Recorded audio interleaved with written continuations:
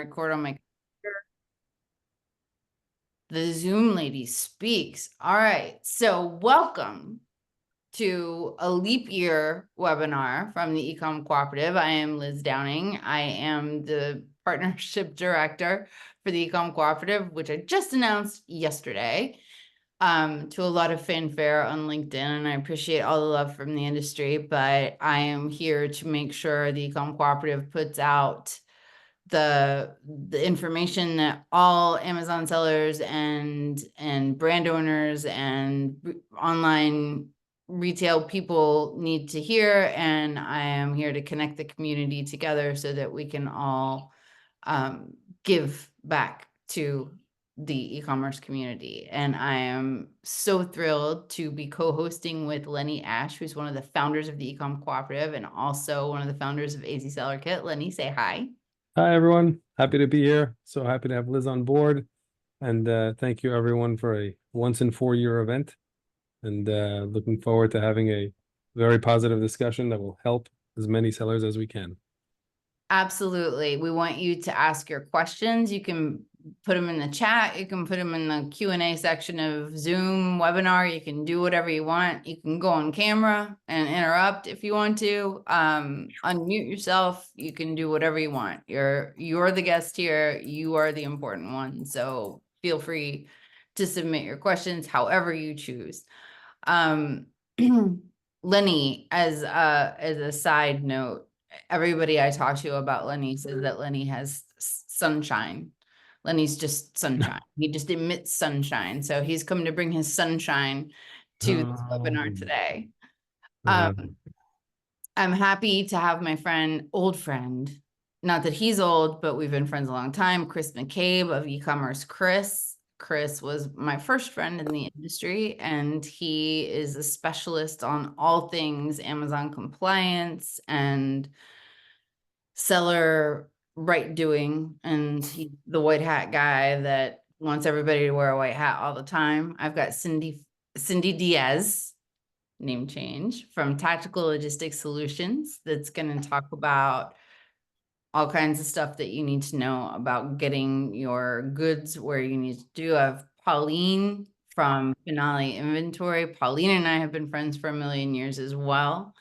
Isabella Ritz from Ritz Momentum. Sajag from Mavli, which his story is just bananas. So if you don't know his story, you absolutely need to hear it. But he's gotten into the industry. He was a seller. He had product compliance issues. He moved to China to fix them, and he created a whole process so that your product quality can be what it needs to be. We've got Jaime Zabidi, who's a great friend of the Ecom Cooperative and has the most brilliant smile. We've got Christine from Prosper Show. She is in charge of making sure the content is awesome, and this year is going to be out of this world in terms of the content that you're going to get at Prosper Show. So we're going to have a discussion about common mistakes that Amazon sellers and online retailers make. I feel like I just talked for a really long time. So I've introduced everybody, but I want everybody to go around the table and say one thing just to let people get to know you. Like, what's your favorite pizza topping? So Pauline, you first. Wow, pressure is on there. I'm gonna go pizza style. I'm gonna change it up. A margarita pizza any day. Give me a margarita pizza.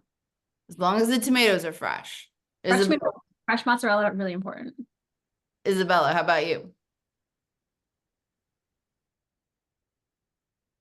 She has to think about it. Yeah, given that I'm really fasting to prepare myself to prosper. You too. Dave. Yeah, you're cutting out a little bit. You know, that's weird, but I like omelet with tomatoes. Nice. Yeah. Simple. Cindy, how about you? I actually recently discovered that barbecue sauce tastes really good on top of pizza, and I did not expect that. Like in a drizzle or like a whole So I don't know if you guys ever use ranch on your pizza, but that's really good too. But recently it was barbecue sauce. And I was like, wow, life changed. So recommend it. Christine. Okay, I'm gonna go in with a hot take and say I love pineapple on my pizza. Wow. Definitely a hot I take. know it's controversial, but I'm pro pineapple. Awesome. Sajak, how about you? Honestly, I was gonna say barbecue, but Wow. Cindy took that. So I'll add barbecue plus chicken. I feel like both of those combined is a very good combination. So I've been eating a lot of that. Jaime? Barbecue and interesting. I like maybe a nice burger with a fried egg on top of it. Chris? Very good. That was mine, the egg on the burger. Oh yeah, nice. Can you come That's back to awesome. me? I need a minute. Sure. Lenny, how about you? Oh, we're talking about toppings for pizza. I like everything picante. So jalapenos, one of my favorite. Mine Ooh. too. Mine too. Mina Elias has joined us from Trivium. Hi, Mina. Mina is wonderful. He's also commonly a little bit tardy, and I love him anyway. But Mina, what's your favorite pizza topping? I want to say cold cheese. I don't know if you guys have ever been to like Fire Island, but they make like a pizza and then they put cold mozzarella on top, and it's amazing. I'm gonna check that out. Oh, Chris, Yeah. it's your last chance. Yeah, Otherwise, we're gonna actually get into the content. I just get Greek. They call it Greek Isle at the place I go near my condo. So feta, olives, all the Greek, I will literally. typical salad on a ingredients. Yeah. Greek salad on a pizza, essentially, which is why I love it. Yep. awesome. I'm with Lenny, jalapenos and mushrooms. I'm one of those mushroom people. Okay. Segue right into the grocery category. Go. Okay, we have a chat question. So, oh no, that's Isabella put out. Thank you, Isabella, for putting this out on social. So I guess if this is going to be that public, we need to get into the content a little bit. I thought we would break this up by the beginning of a product journey and then go all the way through brand development, brand promotion, and promoting your brand. So I'm going to start with Isabella because she helps people ideate products, and she's also getting deep into AI. So Isabella, I know you did some thinking before we got together today. What are the hot topics that you were planning on building out today? So first of all, you're absolutely correct. I'm extremely excited about AI. And on a daily basis, I'm discovering more and more things about AI. And I feel that I'm so behind and I have to move faster and I have to move faster. And I've recently found out that like we can even hire AI VAs that are being trained. So generally speaking, like I don't think we're far away from have trained AI VAs that can manage your Amazon account as well. But I think we will really get there. So how it works, you can hire paid VAs, and it will be like $9 a month or something like that, that you can train them to post your social media, to cut your videos, to do all this stuff, and it will be absolutely automatically.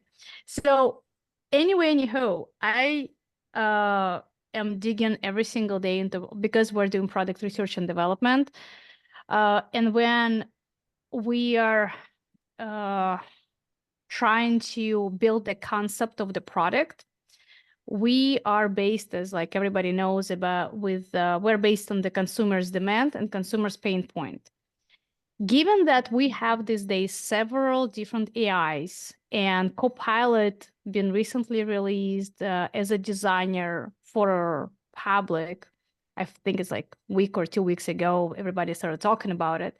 So now when we develop a prompt to create a product concept, we asking 3 different AIs such as Copilot, ChatGPT and Midjourney to create a product design based on our prompt. And then when one of them will create something that is very close to what we're expecting, that we can start further development, we are sharpening the prompt and giving more tasks to this GPT or Copilot or Midjourney to create a better version of what we're looking for. And then we're ready, moving to the next stage. So that's one of the things we're really working on, and I'm extremely excited, and I can talk about it a lot, and I can try different ideas if you guys have today, so I can do the screen share, or we can develop some products within a couple of minutes, and we will be able to see if we can actually manufacture them, or if we can't, maybe we can take some pieces of ideas that the AI is creating for us, and etc. But yeah.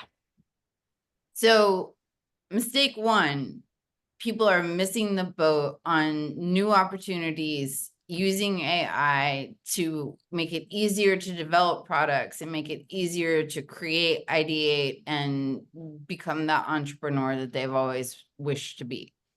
I wouldn't say that's a mistake. It's just a lot of people underestimating AI, and they're purposely preventing themselves from learning.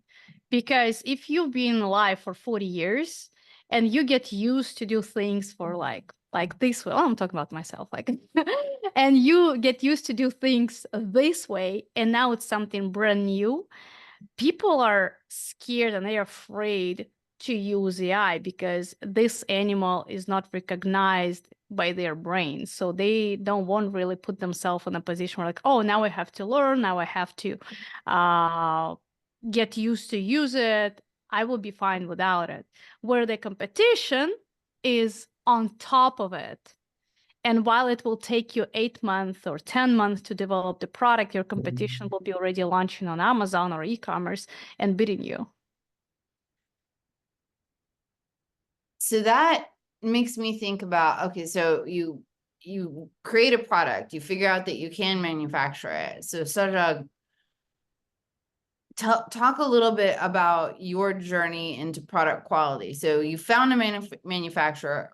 I know you know something about choosing manufacturers, but when you get to that stage of your journey, let's have Sajag weigh in here on making sure those products are developed the way you intend them to be. So here's a couple things to consider. Think number one, when you're creating prompt, it's supposed to be based on the consumer's avatar and their pain points. And you don't have to come up with them. You just can ask another AI, such as Voc AI, which is Shalix, they rebranded to Voc AI, or Data Dive. They will scrape all the reviews and they will create a summary for you within a couple minutes. And now you have all the summary. Now you just have to read through, build the prompt, and tell your AI, imagine you are product designer and you want to create the products XYZ that will have these type of features. You have to avoid this type of, I don't know, materials or functions or features and etc. in this product.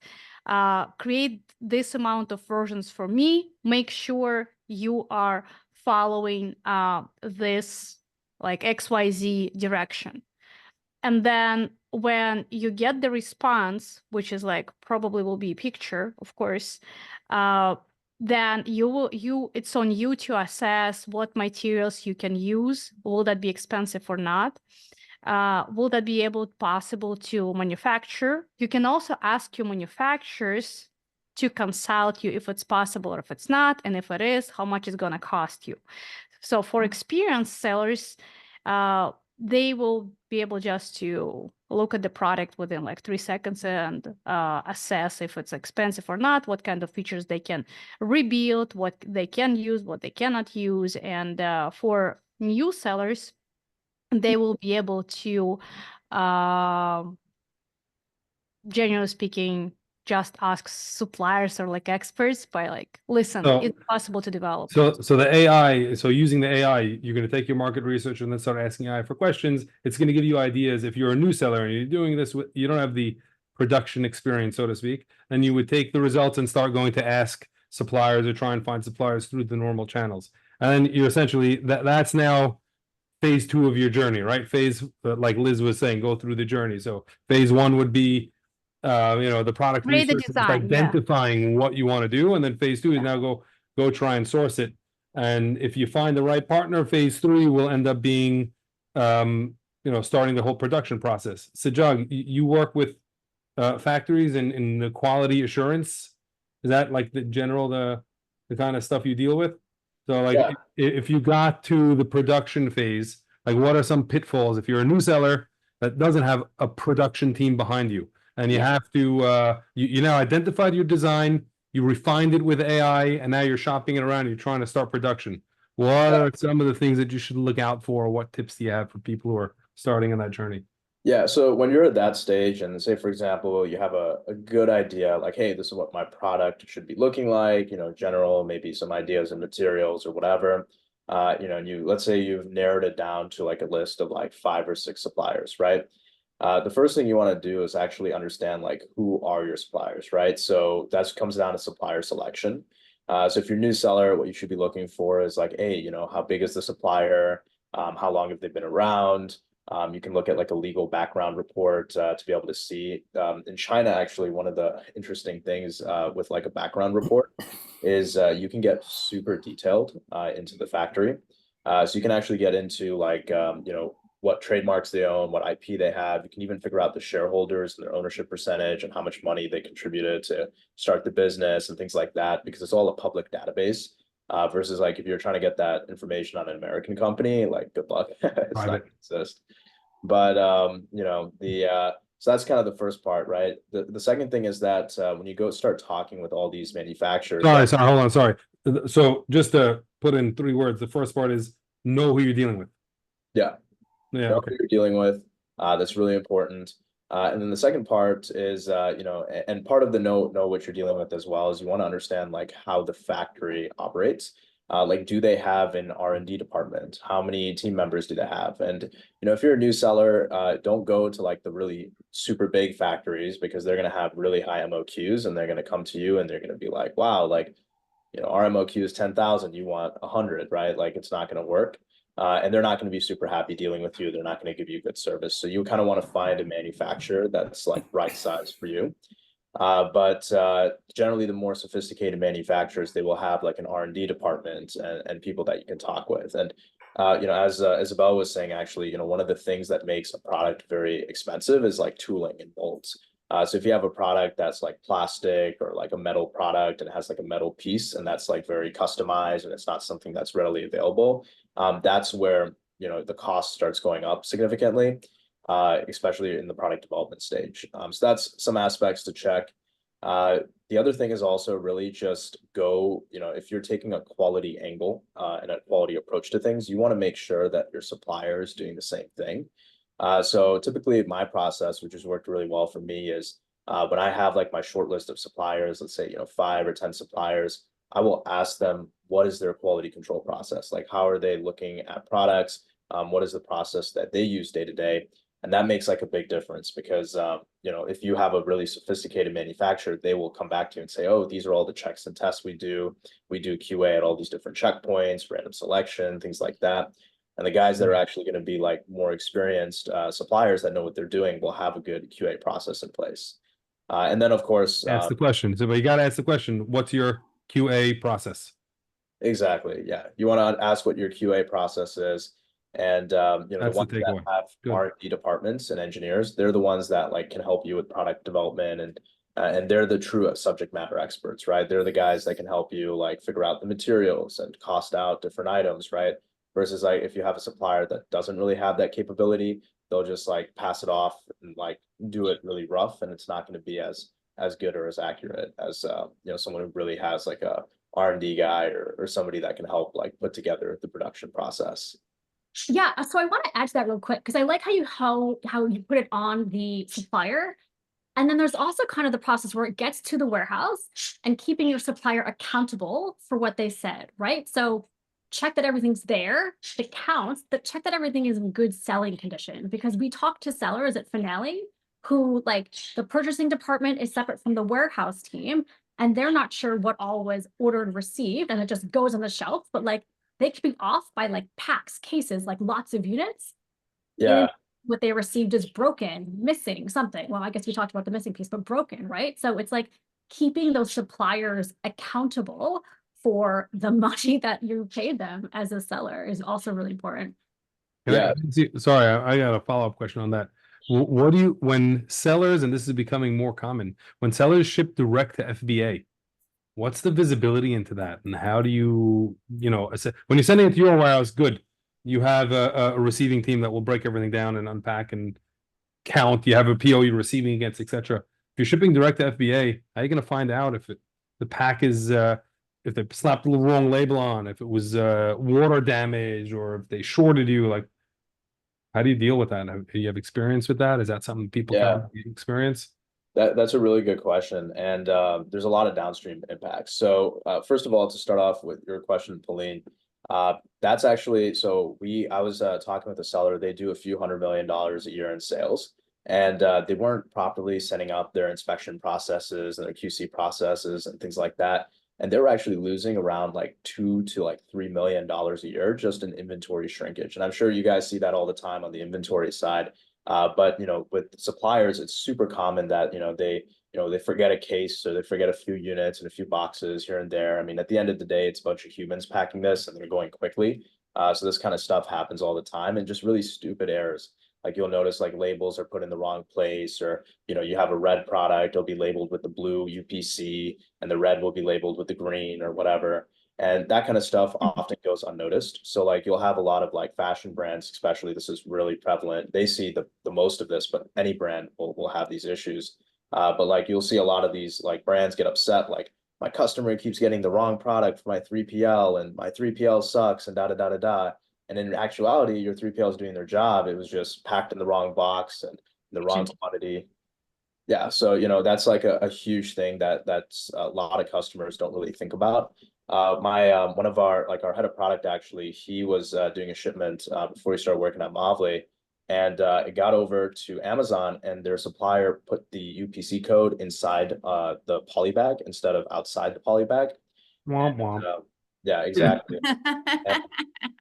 Yeah, it got into like a lot of trouble because his restocking got pushed back. He almost ran out of stock, which would have impacted his rankings. And then on top of that, spent a few $1,000s to repack everything. His inbound performance, like defect rate, went up like crazy. So it almost put him on like a hold for sending more inventory into Amazon. And that's just a small labeling issue, right? And those things can happen like any shipment. It can happen on shipment 1. It could happen on shipment 5. It may not happen for 7 years. We had a supplier or a customer who reached out to us, and they had no issues for 7 years, and they got a bad container that just wiped out a ridiculous amount of money. It would have paid for all of his inspections for decades. Wow. And so that kind of stuff just happens all the time, and it's really important to just make sure you're checking that. And that's where like a company like Mavli or third-party inspection comes in, just to make sure, at pre-shipment, all those things are in place and the quantity is checked before it's shipped. And you should be doing that every shipment. So you mentioned something, the after effects of having something like that happen ends up being that you get a defect rate, your listing will get taken down. And I guess I want to direct this question to Chris. If a listing gets taken down, is there a way back? Can you get a listing back up? I assume if you identify it a manufacturing, you'll remove it and then ship in new goods at a later date. You may be revised if you want to rehash the listing, but like the negative reviews that you experience, like, is there a way to salvage something like that from a compliance standpoint in terms of getting it turned back on, or even just from getting it to go up again? Is that something that you've seen or deal with? Yeah, I mean, it depends on outside. Depends on the details, depends on what they're asking you for in the appeal language. You mean if packaging has to be completely revamped? Yeah, like let's say there was a problem like what Sajag described, where the label is inside the poly bag. Now what? I mean, the new ASIN creation policy is for when you're selling a fundamentally different product. If you make a product improvement, a product change, then you're supposed to create a new ASIN. So technically the product is the same, you're just making a minor modification of the packaging, correct? Yeah. Yeah. So I haven't actually heard of that problem before. Is that, the UPC being misplaced? Has anyone heard of that coming up in other contexts, or If it's inside the poly bag, then the Yeah. warehouse is gonna have a hard time scanning it. And that's what scanning it? ends Yeah. up, I don't think any of our clients have come to us with that kind of problem before, which isn't to say it doesn't happen more often than I'm aware, but yeah, but the line of questioning you would take in terms of how to deal with that would be, is this fundamentally a different product? And if the answer is no, it's just a packaging change, you would say leave it the same. yeah, the compliance issues are being handled more and more by my former teams who have no compliance training, which is why the compliance team responses have gotten muddier and more vague and worse over the last like 6 months. So any degree of nuance will be lost on them very quickly. They don't have the training for it. They don't have the rewritten messaging for it. They probably need to update their outbound responses. Are they 6 or relying, 7 new permutations, and they haven't. I don't know if they're going to do that. They haven't done it yet. are they relying on the seller who's opening the case to provide this kind of information? Do they take what you're submitting as fact, or it just goes out the window because they don't know what they're looking at? Yeah, the burden for communication with any compliance team is on the seller. They're going to give the least guidance and spend the least time reading the response or the info you give them. So for anyone So listening, if it's a case, you mean like seller support type cases?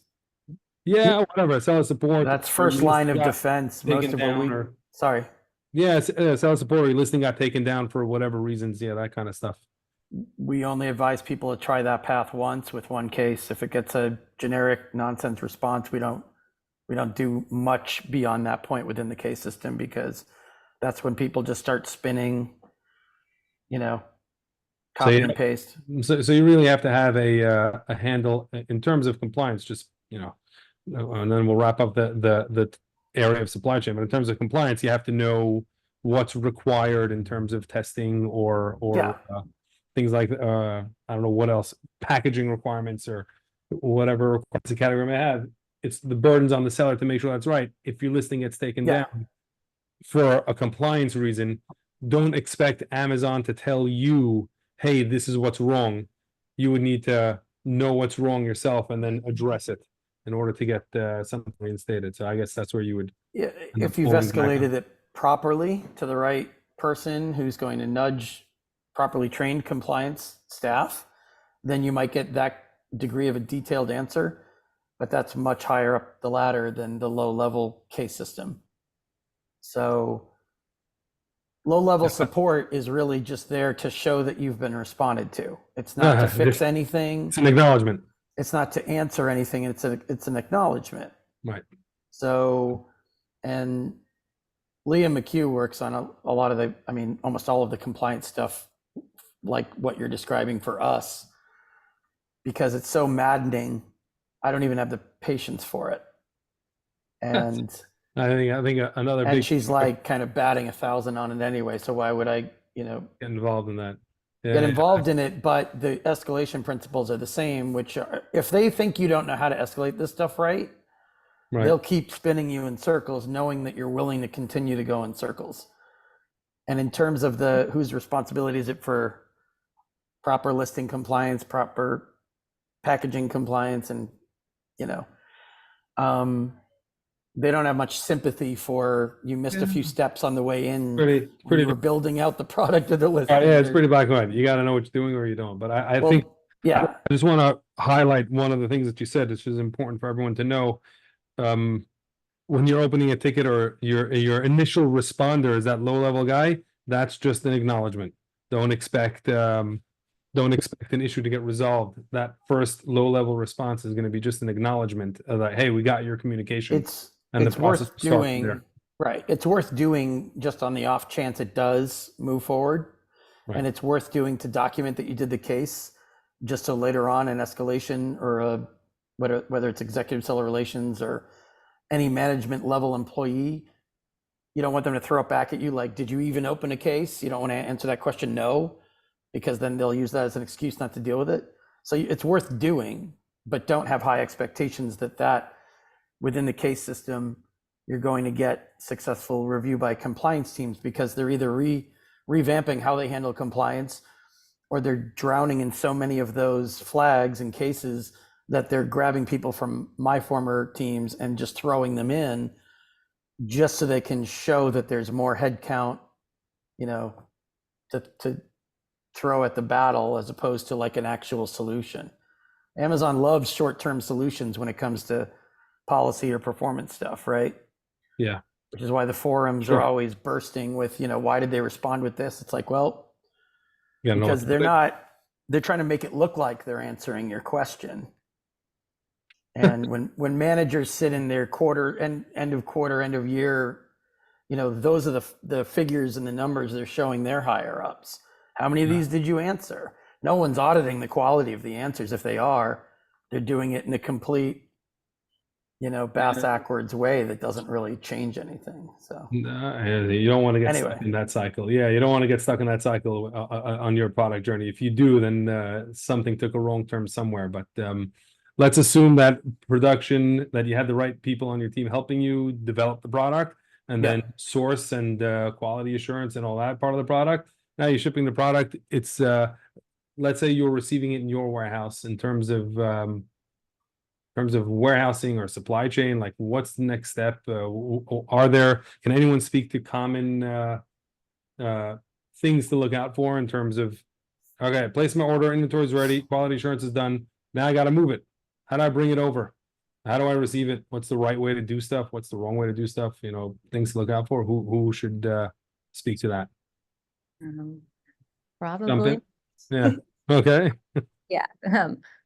I guess one big thing that kind of like I flagged in the whole conversation we just had was that like a big mistake that sellers tend to make is that they rely solely on Amazon to do everything for them. So big things that come up is relying on Amazon partnered carriers only, which means you're using Amazon's tracking system and the whole entire thing is done by them.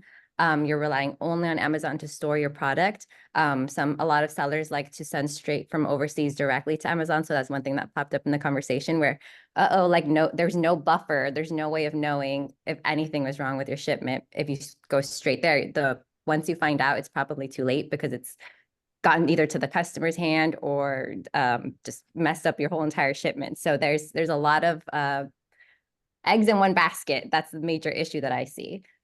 So there's some ways to get around that. So using 3PL partners, if you have your own warehouse, just having other ways of having your inventory in the US or domestically on hand and having more options that way. So there's that. And then when it comes to trucking, using third-party carriers are actually a little bit better, believe it or not. A lot of people rely on Amazon, like I said. And when it comes to relying on Amazon, you would love to think that Amazon takes better care of their own containers when it gets to their FCs, to their yards. But the truth is that I've had a lot of situations where sellers come up to us saying they've been waiting like a week, 2 weeks, or multiple days for their stuff to actually get offloaded and put into disperse, like getting dispersed into the right fulfillment centers and everything. So there's a lot of time being wasted there.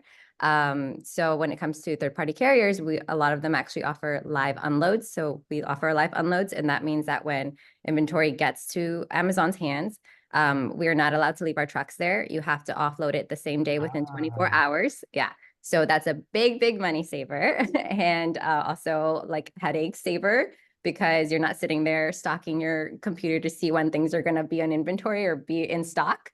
You're not, there's a lot less stress there. You mentioned something, you dropped it in there, but I think it's crucial for those who don't know. Can you explain what live unload is? Yes. So live unload, like I said, when it comes to a third-party carrier dropping anything, that means any third-party trucking brokers that you have booked, not using Amazon system. Basically what they have to do is get onto Amazon's yards and they have to offload the entire container and its entire contents, which means your inventory, into Amazon. So it has to be in Amazon's hands and the truckers have to get out of there within 24 hours. There's no dropping a container and it's just like in process. There's none of that. You have to get it out immediately. So on the other hand, compared to Amazon, like I said, they like to drop their containers. There's a lot of them that they're handling, obviously. So they get to it when they get to it. If you're one of those people that has to go to FCs that are very, very popular, chances are your stuff is getting like backtracked and just pushed to the side Yeah. because we kind of get priority. We have to get our stuff out first and get out of there. Whereas Amazon, like I said, has to basically whenever they get to it, they get to it. So If you get live unload, your inventory becomes sellable same day. not so it depends. It like I said, though, there's FC transfers that still occur within that. So let's say it's in the main FC that you go to.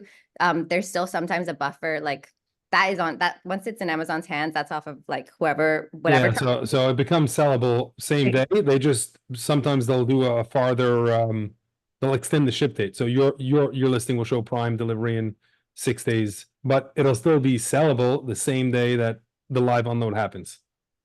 Even if it goes into FC transfers, like that's what I've seen. No, not so. Like I said, so there's a time period. It depends if it's going into FC sellable. Actually, yes, but Right. the delivery dates and all that will be adjusted for. Right, exactly. Yeah, There you but go. someone can buy it. Yes. If I'm Yes, sold yes. out and then a live unload happens, it's now lit up. People can buy it again. Exactly.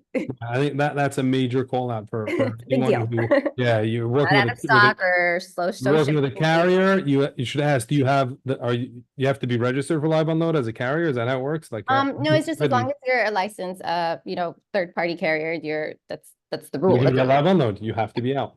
you Yeah. have to. I think it's so important when you're in a pinch. If you're replenishing in before a season that's important to you or a holiday season, and you want to make sure your inventory becomes available to have live unload. You know, if you use to the point you were making, Cindy. I mean, as a seller, I had a nightmare of a story where my container stayed parked in Amazon's parking lot. It was a Seller Central one, a partner carrier one, and it stayed there for a month and a half, and I missed the season. And 8,000 units of an item that was supposed to sell, ended up getting received 2 months late, which is never fun. So live unloads, major takeaway. Make sure you ask that question. And yeah, use third-party carriers or at least spec it out. So Lenny, can we touch on best practices for Yeah. like inventory and like when you should order and that kind of stuff? Because I know we're like kind of right in that section. This is something that for me that's very interesting because I deal with a lot of like brands but I have a simplistic way of doing it, like whatever you need, based on like your cash flow cycle, like order 1.5 times. Obviously, it's not like realistic for a lot of people. So I know we have some experts here. What's the best way of like tracking inventory, when to place the order, how to streamline it in a way that, to help the brands, so that they never run out of stock? Because that's the worst thing, right? They run out of stock and then they're coming and complaining to me. I'm like, I can't help you, man. I can't help you anymore. We all have been through this. Absolutely. Yeah, no, I love the question because it really all comes down to, are you selling the right things? Are you getting ahead of all those sales? As you have promotions, as you're going prime, as you're launching new products, are you ready to sell in the right amounts? And so for finale sellers, it always comes down to tracking the sales velocity, understanding, we've talked about supply chain. How long does it take to issue a purchase order, get it in, receive it, check it, audit it, transfer it out?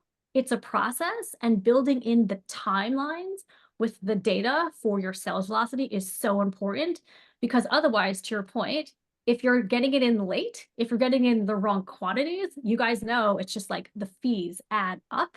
Or to your point, Lenny, right? You might get it in a good time, but then there's no buffer for time frame in terms of like, right, when does it actually become available to sell through Amazon, listed for Prime? And so our instruction to sellers is always to have, obviously, like, stay on top of your quantities, have reporting notifications if possible, and set like thresholds. So minimum sales thresholds, make sure you're not selling to zero, sell with a quantity buffer in hand, because that gives you more time to be able to get ahead of the process to reorder supplier that whole workflow. Yeah, and to add on to that, I would also mention, like, if you're like, you were saying that, like, some guys, for some people, it's like not like cash flow possible. I would definitely look into like purchase order financing or something at that point, because if the sales are there and you know what you need, and it's not like a new product that you're just launching, and it's like something that's a little bit more mature, purchase order financing is like a very de-risked way of just making sure you have enough stock, because it's way worse to run out of stock than it is to like pay a little bit of money and interest just to kind of keep your stock in motion. And I'll chime in here quickly. So when your product is being sold on Amazon in between 3 months to 6 months, and you have already proven track record of sales and you're running out of stock, there are plenty of companies that will finance you without any personal guarantees as long as you're giving them access to your account, such as like, I will not promote anybody here, but there are plenty of companies out there that will be happy to do that for you.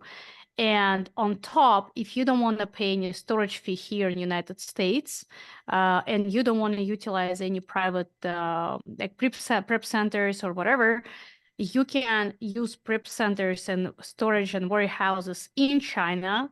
So you will be able to save money there, and you have inventory ready to go to United States because you already been able to finance them. And the moment your inventory is already on Amazon and you're aware that, okay, this inventory will be enough for me for just 2 months, while it's on the way to Amazon, you're financing another batch, and these companies are not limiting you to the amount of inventory you can keep financing, because everything you're really doing, you just improving your quality of sales, being always in stock and not running out of stock, and everybody is here like to help to maintain your stocks and storage and everything else.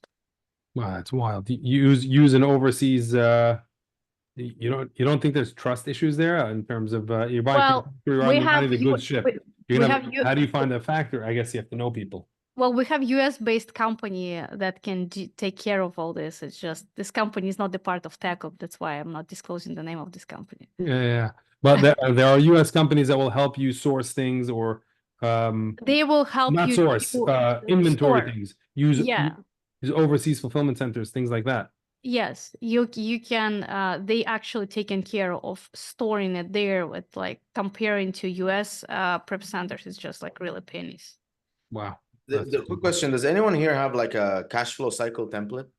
Because I feel like that's probably like a very useful tool. I'm thinking of making one, but like I don't know if any of you guys have made it, but I think the biggest thing is I don't think most sellers understand is you place a PO, how long it takes for them to receive it, process the order, the manufacturing time, the transit time, the check-in time, and then they're like, okay, I'm gonna order, it's gonna take 8 weeks, and it's like, well, you know, you need to figure out, okay, 8 weeks plus buffer, when can you, and then looking at how you can reduce all of the cycle, which is, okay, can I get terms? Can I do faster transit time? Can I, you know, what can I finance the inventory? All of those things. So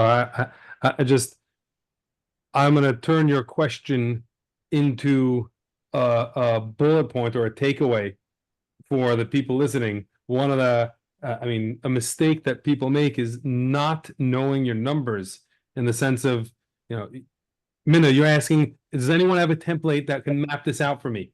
And that question is so important to ask as a seller, because if you don't, then you're going to end up running into those problems where, let's say you have, someone like you or even Jaime, someone whose expertise is in launching products or advertising, and you do really well, the listing's created, everything's mint, the listing will take off. If you don't anticipate that cash flow properly, Amazon withholds cash and reserves. And especially if you're just starting, the more you sell, the more they hold. So the cash just becomes tighter and tighter the more successful you are. So I think someone here mentioned PO financing, was mentioned a couple of times, but that would probably end up helping you in a pinch. But regardless, I would imagine, Minna, that people who would do the PO financing have such template to get you to plug your numbers in. Otherwise, how would they factor in what your calculation? I asked them. I said, send it to me. And here's the problem with PO financing is most of those guys will not finance a new business, right? So you have to have 6 months of like showing in the belly, sales and like some level of profitability. They're gonna run your numbers, and they're well, if these people are like Mina or people that are out there, they will allow us to finance products that have tracking record for 3 months. But 3 months, okay. A hint. But Mina, you're absolutely correct. For people that don't know, it's 6 months. But when they do know people, they're recommended by Mina or somebody is here, you can have it. You can Even have it sooner. with just 3 months. Yeah. And that's something we're going to touch on today before we end, is the importance of community and networking, because that's obviously a huge benefit to knowing people and networking with people. But before that, I want to talk a little bit about, okay, so you've created a product. We talked about supply chain, but kind of before you even order product, you've got to create your listing, right? I mean, you've got to make it alive. And I'd love to hear from Jaime, and I'd love to hear from Chris specifically about mistakes people are making when they create that first Amazon listing.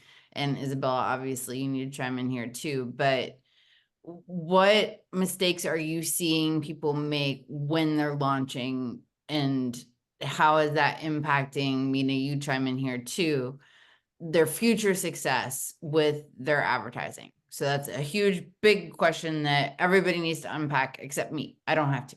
You I guys. will I will unpack everything that everybody else will not unpack if it Well, will be something left to say. So Let's guys, go. you speak first. Okay, Jaime, you haven't talked yet.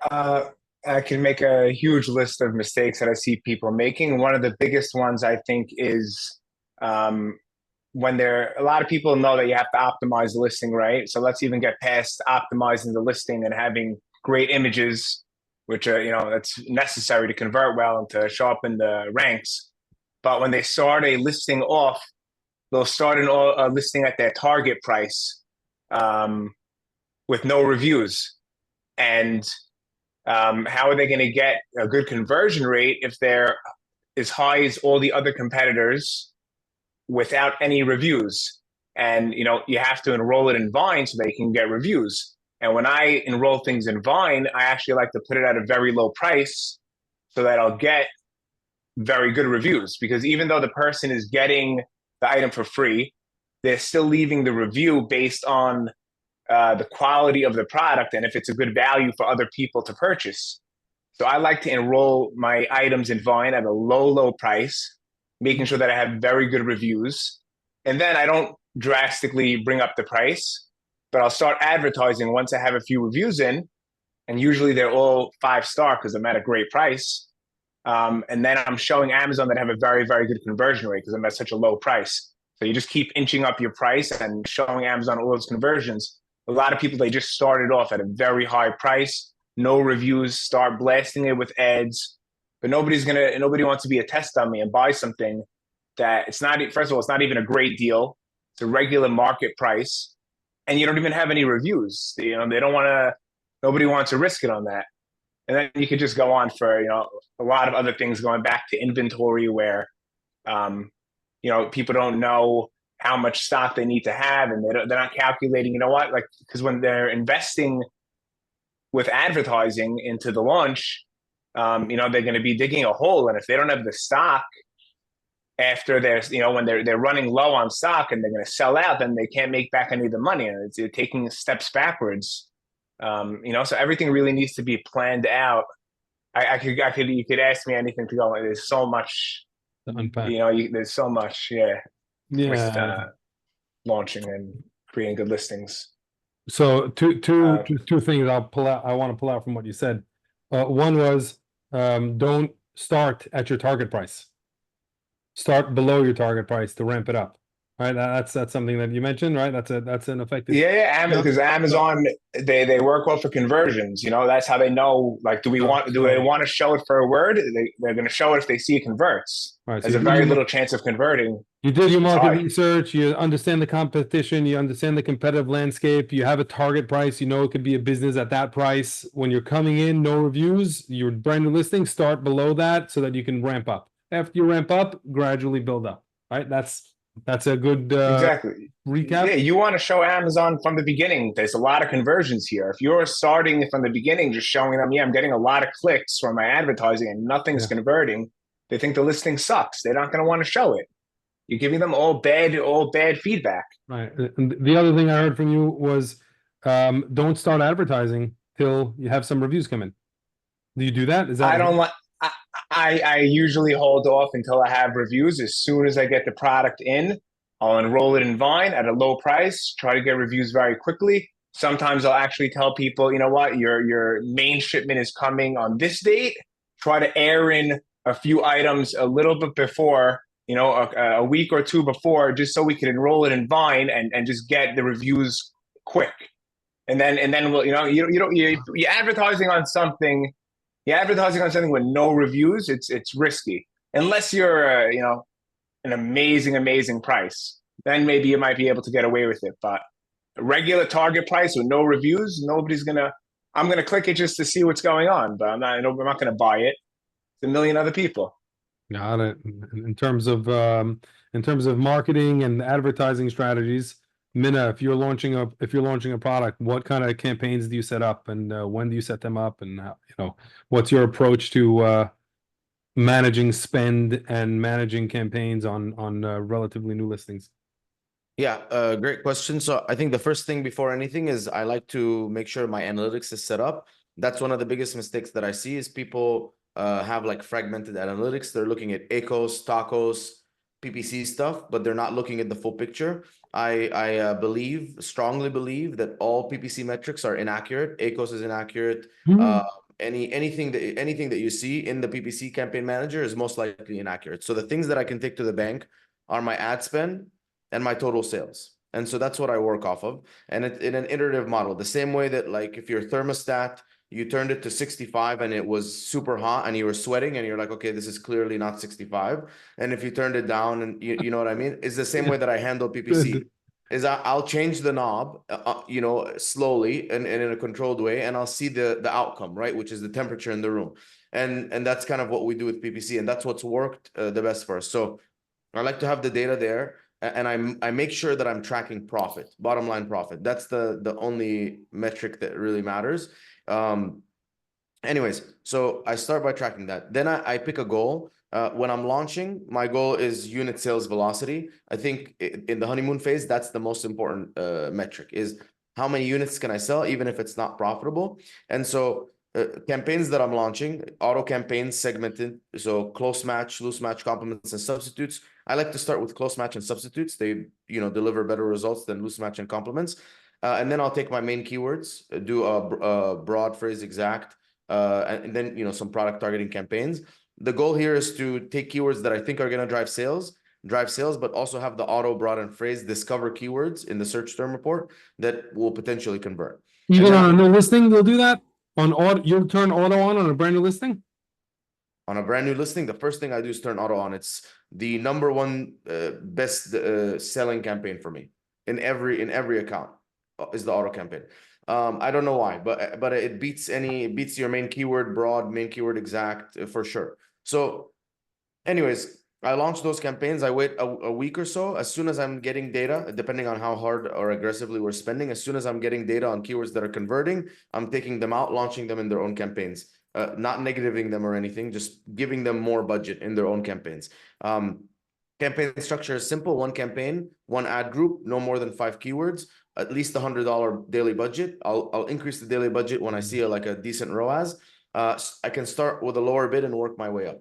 And then the goal is at least in the first 6 to 8 weeks, I'm just spending more money and just trying not to waste it, right? Not to spend money with no sales, just finding as many keywords as possible where I can spend money and make a little bit of a return and get that sales velocity up. What's going to happen is like this, right? This is going to be my spend in sales, $100 in spend, $100 in sales.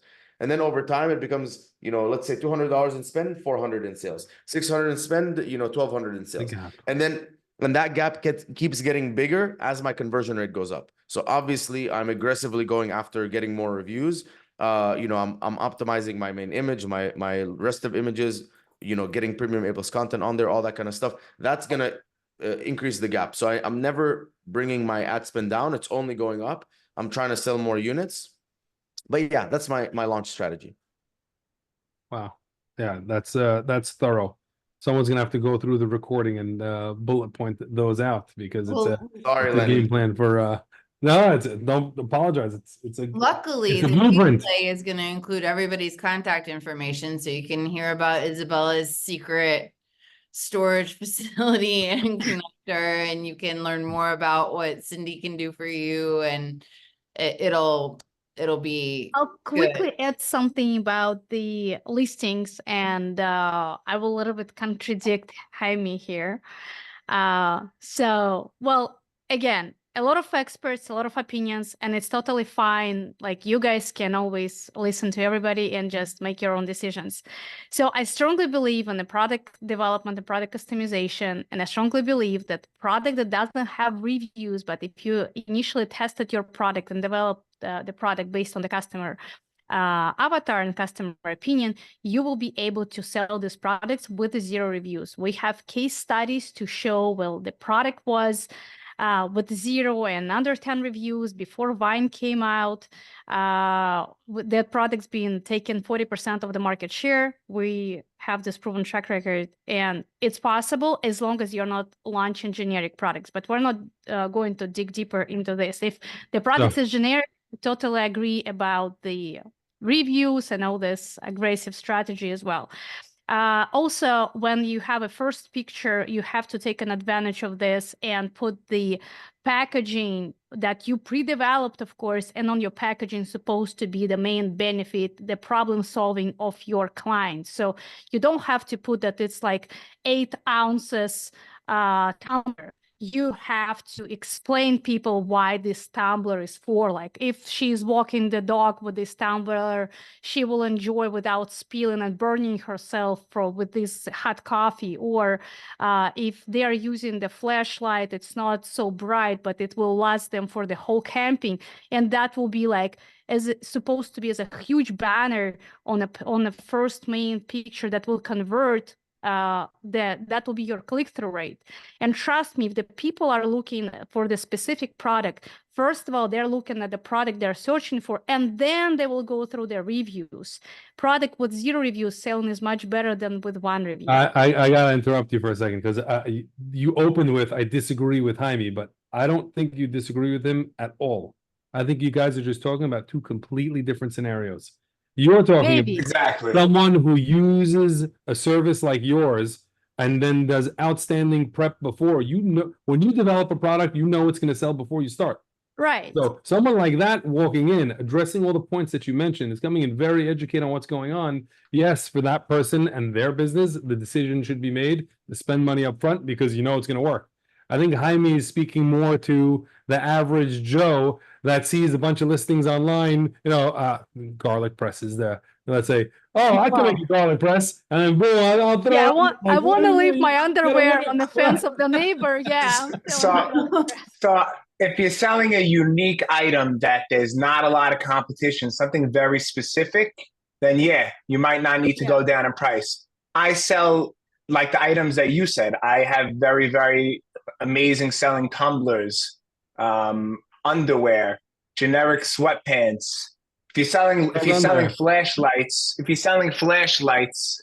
you need to do that strategy. You're not going to start off at a high 100%. price. Right. If you're selling basic That's the point I was trying to make. milk frother or any type of basic item that you're just trying to, but if you have a unique item that's special, then yeah, you could charge. You don't need to do that strategy. I'm talking about competing with the market, where you're all the same guys on the same shelf with a very, very similar product. Well, Then you got to stand out. Point. And that excellent point is that every single brand and every single seller is different. And there's no one size fits all strategy for being successful on online marketplaces. And one of the things that can set you on the right path is networking, your community, and education. And that's why we have webinars like this. That's why Christine works so hard on the education for Prosper Show, which is next week. We hope everybody's going to that. Show of hands with panelists, who's going? Yep. I'm excluded from the Prosper party where I don't know why, but we got the notification we can get in, so maybe now we can. Yeah. There's tickets for the party that's going to be sold and on site, I believe, at the show. So if you have an all access pass, it includes access to everything, which includes the party. So that is the situation for the passes this year. But yeah, Liz, just going off of what you mentioned, staying on top of what's happening in the market, everyone on this call talking about strategies and tech and solutions for things, and Prosper Show is definitely your one-stop shop for that. Tell me a little bit about what the process is like, because I know that there's been a little bit of hubbub in the industry, and Prosper's definitely not a pay to play speaking situation. I mean, I Yeah. have the benefit of being on the advisory council, and I know the amount of thought process and the amount of vetting that goes into choosing session topics and session speakers. And tell me a little bit about what that process has been like, and a little bit about what the future of Prosper Show is going to be. Yeah, definitely. I can proudly say that we are not a pay for play model. None of our breakout sessions are pay for play.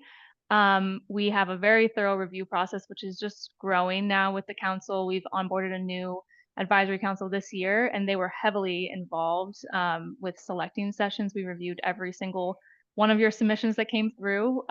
So it's a very long process of ranking sessions, and it really is based on a lot of different factors as far as diversifying the speaker lineup. That was a big, pain point that we wanted to address this year. So we've got almost 70% new speakers for this time at Prosper Show. So that's very exciting.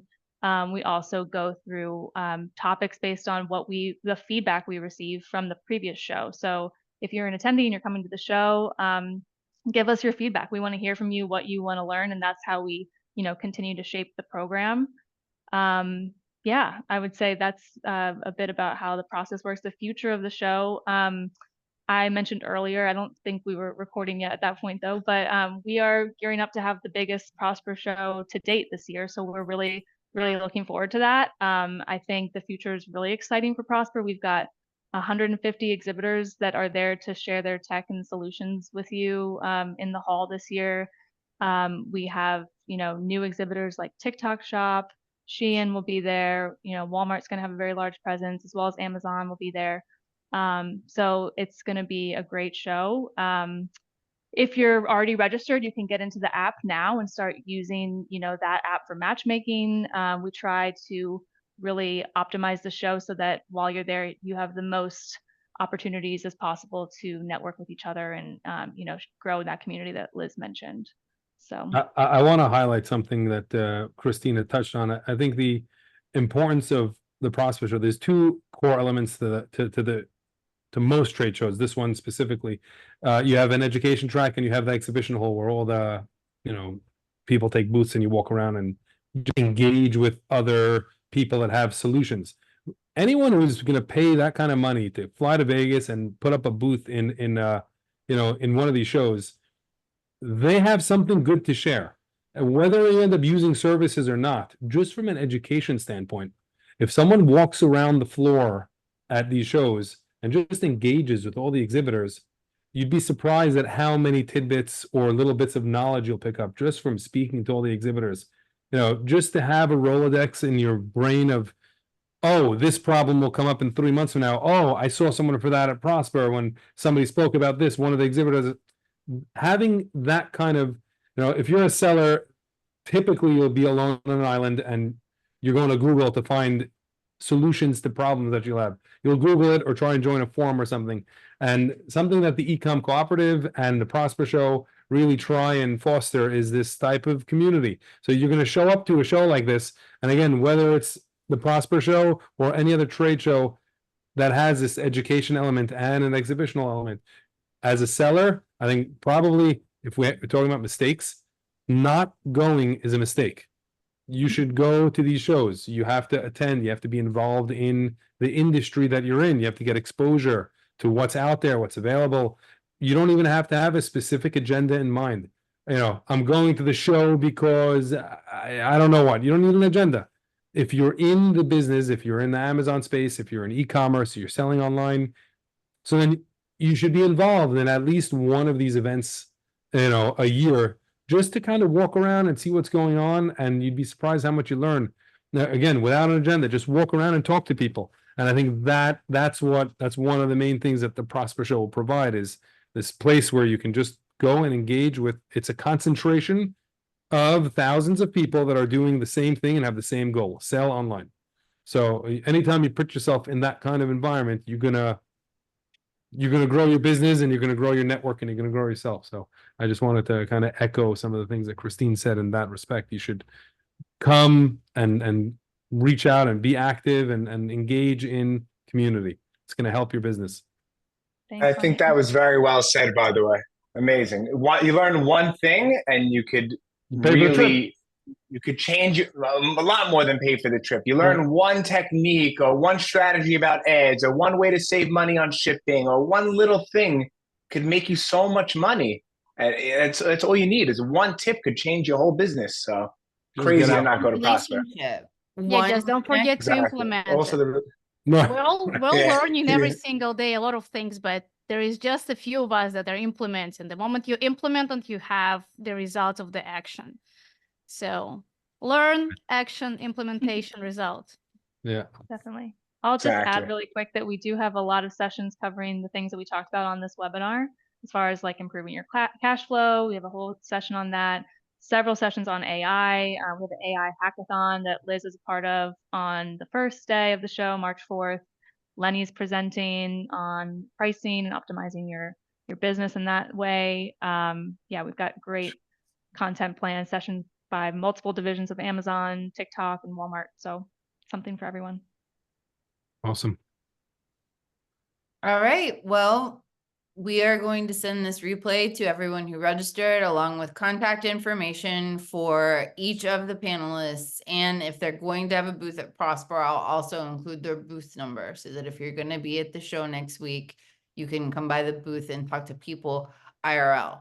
And if you're flying in on the 3rd, In don't real forget to life, join in the real life, party. anyone doesn't know what that means. Okay. Yeah, we're having party on the 3rd. So if you guys are earlier, you're more than welcome to join.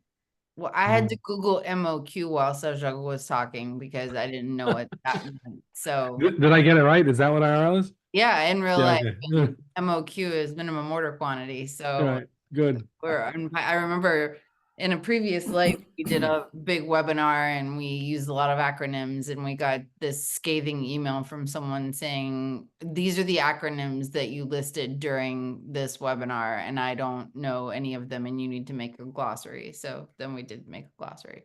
Okay. Anyway, thanks everyone for attending. Thanks to all these fantastic panelists. You are my friends. You are people I respect and adore. And I'll Thanks for hosting. most of you next week, but if you have any questions, 72 hours.